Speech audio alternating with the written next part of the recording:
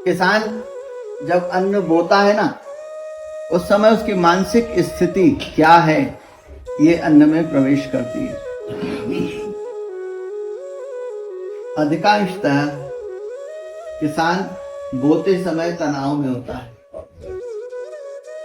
फसल होगी नहीं होगी, पानी आएगा नहीं आएगा, क्या होगा, कर्जे में लिया है, ढेरों चिंताएं होती है उसको बोते समय। वो भाव अन्न में आता है। जब वो पानी देने जाता है उस समय जो उसके भाव, जब वो फसल काटता है उस समय जो उसके भाव होते हैं वो अन्न में जाते हैं। वो अन्न अगर चोरी हो गया तो चोरी के भाव उस अन्न में प्रवेश कर जाते हैं। उस अन्न को जो खरीदता है वो भाव के साथ ही खरीदता है, केवल गेहूं नहीं खरीदता, वो चोरी के भाव को भी खरीदता है। उसके बाद जब वो अन्न पिसता है तो पीसने वाले के जो भाव हैं वो भी उस अन्न में जाते हैं।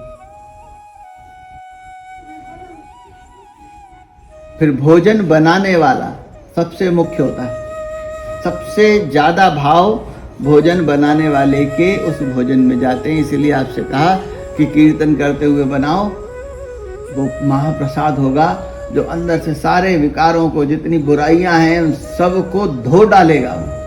धो डालेगा बिल्कुल जैसे कपड़ा धोते हो ना, इतनी शक्ति है उसमें। फिर भोजन जो परस रहा है उसके भाव, जो भोजन खा रहा है उसके भाव, और सबसे आखिरी में जो आपको भोजन करते हुए देख रहा है ना, वो दृष्टि दोष भी उस भोजन में जाता है।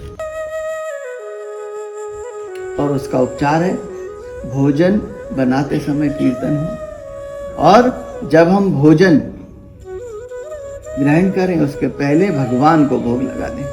आपने यदि भगवान को भोग लगा दिया तो वो भोजन नहीं रहा, वो क्या हो गया? प्रसाद। और प्रसाद में कोई दोष नहीं होगा। इतने सारे दोषों का परिहार एक ही चीज से है कि आप भोग लगा दें। बिना भोग लगाए तो बड़ा खराब शब्द बोला गया कि आप क्या खा रहे हो। तो हमेशा भोग लगा के ही भोजन करो घर में। और माता बहनों से तो ये प्रार्थना है मेरी कि आप तो कीर्तन करते हुए ही भोजन बनाओ। आप देखना, जिस घर में अलक्ष्मी, लक्ष्मी जी जो है ना, दो बहनें, बड़ी का नाम है अलक्ष्मी, वो जहां रहती है वहां कलह होता है, दरिद्रता होती है। और जिस घर में अलक्ष्मी का वास होता है ना, वहां अधिकांशतः भोजन करते समय ही लड़ाई झगड़े होते हैं। बनाते समय ही चिल्ला चोटो। और जिस घर में भोजन की थाली को फेंक दिया जाए या दूर कर दिया जाए या अपमान करके उठ जाए, महालक्ष्मी कभी प्रसन्न नहीं। कभी भी आप कितने ही कुछ कर लो, कितने ही कमा लो, वो प्रसन्न नहीं।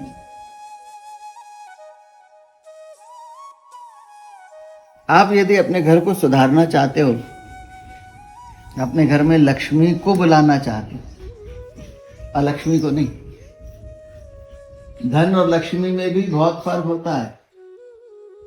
धन में 15 प्रकार के दोष हो, 15 प्रकार के। दंभ, कपट, छल, जुआ, शराब, जितने व्यसन होते हैं सब धन में होते हैं। लेकिन लक्ष्मी जब आती है तो अपने साथ 8 देवियों को लेके आती है। तो लक्ष्मीवान बनो, धनवान मत बनो। तो संसार में ये बच्चा भी पता कर सकता है कि कौन धनवान है कौन लक्ष्मीवान है, बहुत आसान है। जिसके पुत्र पिता की संपत्ति को नष्ट करें, व्यसनों में उड़ाएं, वो धनवान है। और जिसके पुत्र पिता की संपत्ति को बढ़ाएं, दान करें, वो लक्ष्मीवान है।